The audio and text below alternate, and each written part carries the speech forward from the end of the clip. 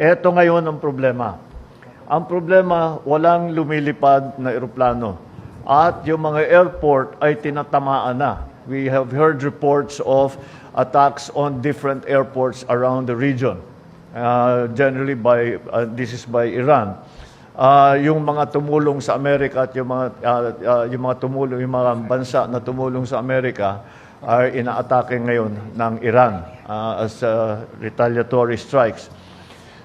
Kaya very fluid ang situation. Ang assessment namin is delikado siguro magpalipad. Kahit na kaya nating magkumuha ng eroplano at ipasok, wala tayong magagawa. Dahil, number one, the airports are closed. They're all no-fly zones. This is a combat area. And ang kinakatakutan ko sa lahat ay yung nangyari, I'm sure nabalitaan ninyo lahat, tatlong fighter jet ng Amerikano ay pinabagsak ng Kuwait by mistake.